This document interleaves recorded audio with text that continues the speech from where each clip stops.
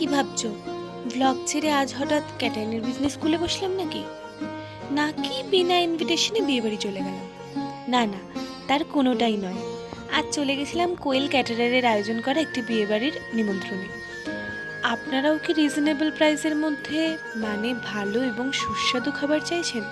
তাহলে ভিডিওটা আপনাদের জন্যই, স্কিপ না করে দেখতে থাকুন। পুরো ডিটেলস আমি ভিডিওতে শেয়ার করে দেবো। চলুন তাহলে শেয়ার করে নিই আজকের বিয়ে বাড়ির মেনুতে কি কি আইটেম ছিল। আজকের কচুরি আছে, কড়াইশুটির কচুরি, নেক্সট হচ্ছে আমার চানা মশলা,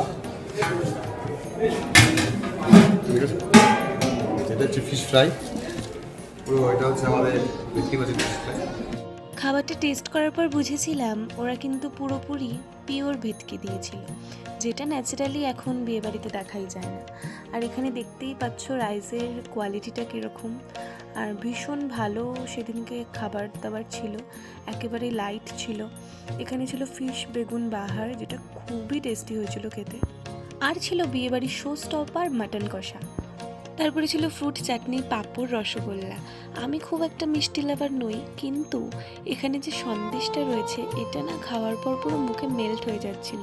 তাই তোমরা যদি কখনো বুকিং করো তাহলে অবশ্যই এই আইটেমটা কিন্তু রাখতে ভুলো না।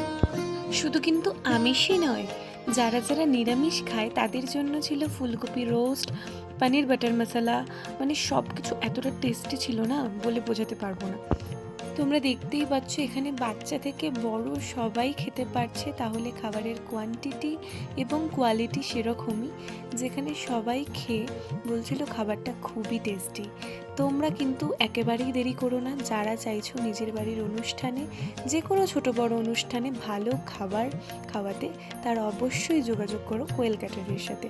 আর একটা কথা, স্টার্টারে ছিল অনেক রকমের আইটেম, চিলি বেবি কর্ন, তারপরে ছিল চিকেন পকোড়া, তারপরে ছিল ফিশ বল, আর ছিল থামস আপ।